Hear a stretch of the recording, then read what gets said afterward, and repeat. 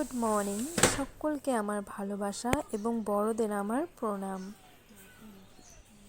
আজ হচ্ছে বৃহস্পতিবার, ডিসেম্বরের 28 তারিখ। তো এখন বাজে সকাল 8টা মতো, আর আমার ঘুম থেকে উঠতে একটু লেট হয়ে গেছে। দেখো চারিদিকে কত রোদ। তো ঘর মোছা জলটা এনে রেখে দিলাম, আর এখন আমি বিছানাটা তুলে নেব, তারপর ঘরের সমস্ত কাজ করব। কিন্তু তার আগে আমি ওই যে নিচে গেলাম, এই কথা বলছি কারণ হচ্ছে আমার শাশুড়ি মা বলছিল বাবুকে সকালে অনেকগুলো ক্রিম বিস্কুটও নিয়ে চলে গেছে, তো শুধু ক্রিম খাচ্ছে আর বিস্কুটগুলো ফেলে দিচ্ছে। তো সেটা নিয়ে কথা বলছিলাম। তো চলো আগে বিছানাটা তুলে নিই, তারপর বাকি বাড়ির সমস্ত কাজ করা যাবে।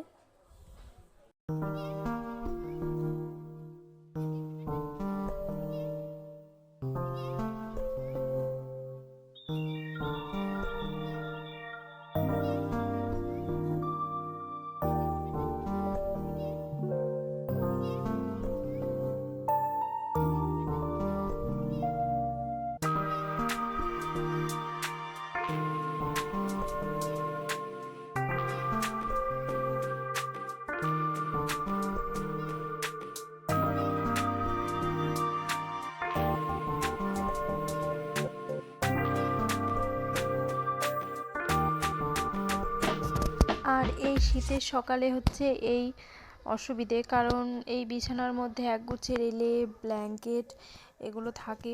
তো বিশেষ করে আমার না সত্যি এগুলো গুছোতে খুব বিরক্ত লাগে। সকালবেলায় অত তো গরমের সময় কোনো প্রবলেম হয় না, দুটো বালিশ রেখে দিলাম, একটা পাশ বালিশ থেকে গেল, বিছানাটা একটু তুলে নিলাম, চাদরটা ঝেড়ে কোনো ব্যাপার হয় না। কিন্তু এই শীতের সময় 14খানা কাঁথা কম্বল, সত্যি আমার প্রচণ্ড বিরক্তই লাগে। তো চলো, যখন গুছোতে হবেই তখন গুছিয়ে নিই, তাই না?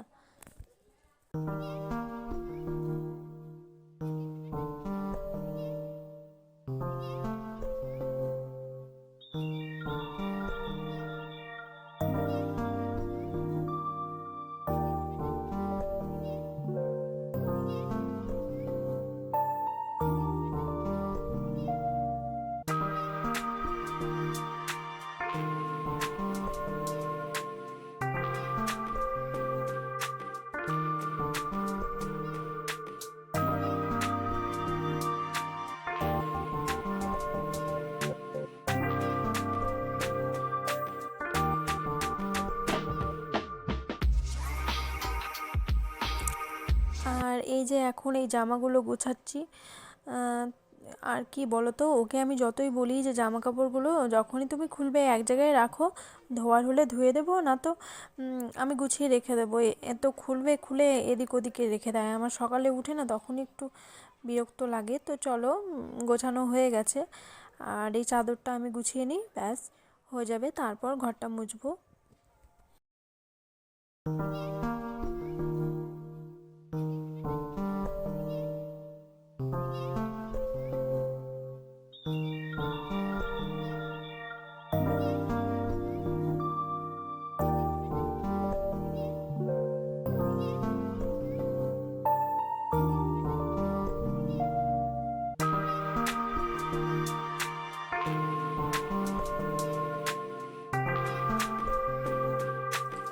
আর আমার মেয়ের তো শরীরটা খারাপ, তো তার জন্য এই যে ডাক্তারখানায় গেছিলাম, দেখো কত ওষুধ দিয়েছে।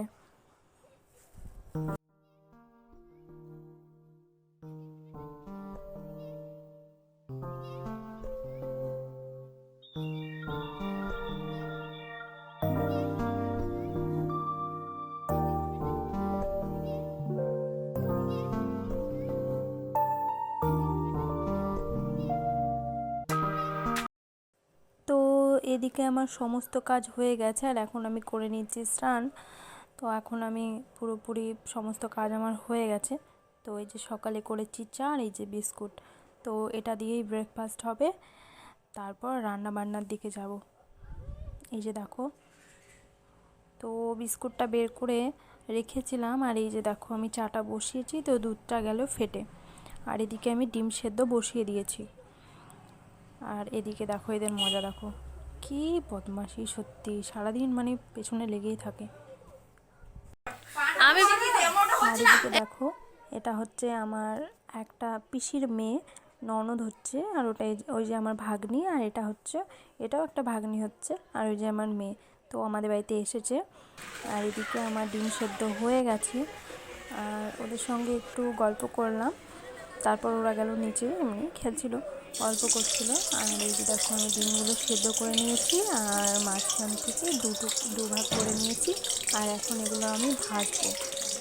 তো আজকে রান্না হবে।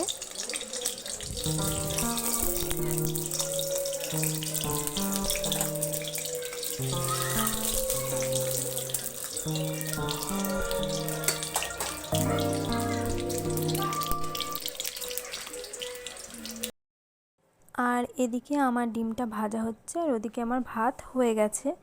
আর ওই যে দেখো, ওদিকে ওরা সবাই খেলা করছে। আর আমার ভালোই হয়, এখানে রান্না করাও হয়, সবার সঙ্গে কথা বলাও হয়। আর এই যে দেখো, আমার টিভিতে চলছে গান, আর সেই গানটা শুনে আমি করছি রান্না। আসলে কি বলো তো, আমার না গান শুনতে সত্যি খুব ভালো লাগে। মনে হয় যে গানটা চালিয়ে দিয়ে যদি আমি সমস্ত কাজ করি, আমার খুব তাড়াতাড়ি কাজটা হয়ে যায়, বুঝেছো তো। তো আমি সবসময় মানে গানটা শুনি, আমার ভালো লাগে শুনতে, তাই। আর এদিকে তার জন্য আমি গানটা চালিয়ে দিয়েছি। গানটা হচ্ছে, আমার কাজ হচ্ছে, এদিকে আমার রান্না হচ্ছে, এদিকে আমি নিচে তাকিয়ে সবার সাথে কথা বলতেও পারছি। তো চলো, এদিকে আমার ডিমটাও ভাজা হয়ে গেছে। এই যে একটা একটা করে তুলে নেব।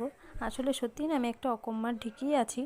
কারণ এই যে দেখো, ডিমগুলো আমি একটাও তুলতে পারছি না। যখন ভাজা করছিলাম তখনও আমি ঠিকঠাক উল্টাতে পারছিলাম না, আর এখন দেখো, মানে তুলতে গিয়েও অসুবিধে হচ্ছে। আর তেলটা কেমন ফেনা ফেনা টাইপের হয়ে গেছে। তো তেলের মধ্যে দিয়ে দিলাম পেঁয়াজ, আর এখন সেটা ভাজা হয়ে গেছে। তার মধ্যে এই কেটে রাখা আলুগুলো দিয়ে দিলাম। তো এই ডিমটা দিয়ে, এই আলুটা দিয়ে আজকে তরকারি করব।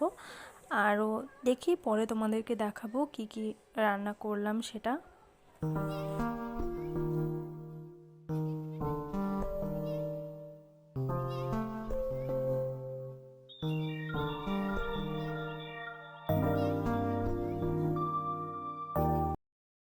তো এখন আমার রান্না বান্না হয়ে গেছে, আর সমস্ত কাজও হয়ে গেছে। ওদিকে আমি বাসনগুলো ধুয়ে রেখে দিয়েছি।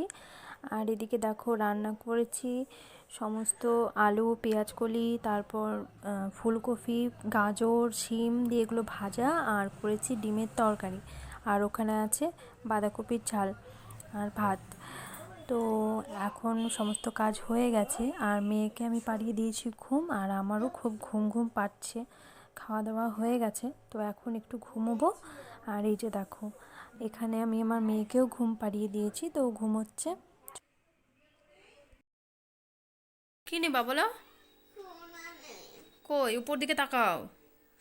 কোন দিকে আছে, বাইরে? আসলে কি বলতো, ওর একটা খেলনা বাইরে ছিল, তার জন্য বলছে, মা ওটা আমায়, ওটা আমায় এনে দাও, কারণ হুপ্পা আসবে, এসে নিয়ে চলে যাবে।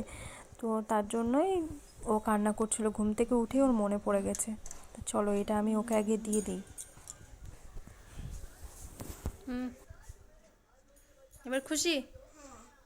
আসলে কি বলতো, এরকম টাইমে জানলা দরজাটা যদি না লাগাই না, একদম রাত্রে খুব মশা হয় ঘরে। তার জন্য আমি এই সন্ধ্যের দিকে লাগিয়ে দিই চারিদিকটা। আর এখন আমি ফ্রিজ থেকে বার করে নেব দুধ, কারণ এখন করব আমি চা। সকালে তো চা করতে গেছিলাম, দুধটা ফেটে গেছিলো, তার জন্য চাটা করতে পারিনি। আর দুপুরে ঘুম শেষে দুধ দিয়ে গেছে, তো এই দুধটা এখন আমি গরম করব, কিছুটা বাবুর জন্য রেখে দেব, ও খাবে, গরম করব করে। আর কিছুটা আমি চা করব। তো এখন চা বিস্কুট খাওয়া হবে।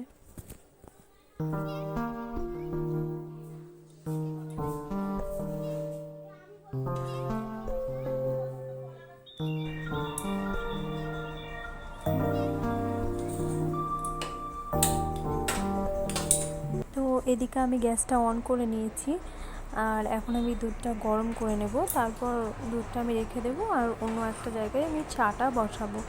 তো চলো, দুধটা আগে গরম করে নিই। আর ওই যে দেখো, পাটির গাড়ি যাচ্ছে, সামনে গোডাউন আছে, তো ওখানেই গাড়িগুলো যাবে।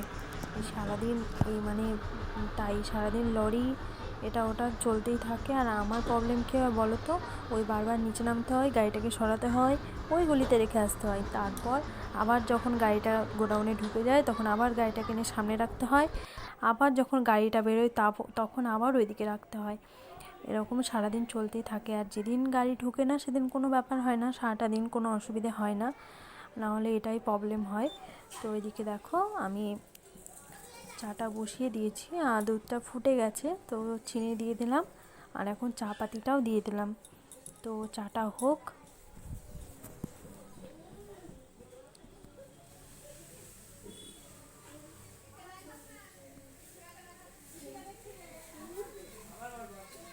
আর এদিকে দেখো আমি করছি চা। আর এই যে এদিকে দেখো আমার মেয়ে মানে ঘুম থেকে উঠে গেলেই, যতক্ষণ ঘুমাবে ততক্ষণ ভালো, আর ঘুম থেকে উঠে গেলেই ব্যাস। তো এই যে আমি চা করছি, ও দেখছে। তো এখানে আমার চা হয়ে গেছে, তো এটা আমি এখন কাপে ঢেলে নেব। এই যে চা রেডি। আর এখন আমি চাটা খাবো, একটা দুটো বিস্কুট নেব, চাটা খাবো। আর এই যে ওখানে দেখো কেমন নাচছে, ওই যে। তারপর ওকে বসাতে হবে পড়তে, তো এই যে দেখো ওকে বসানো হয়েছে পড়তে। তো আজকের ব্লগটা এতটুকুই। ভালো লাগলে লাইক কমেন্ট সাবস্ক্রাইব করে পাশে থেকো। আর তোমাদেরকে তো এতটুকুই রিকোয়েস্ট করতে পারবো, তাই না? তো বাকিটা তোমাদের ইচ্ছে। প্লিজ আমাকে সাপোর্ট করো, আমার ভালোবাসা দিও, পাশে থেকো, এতটুকুই।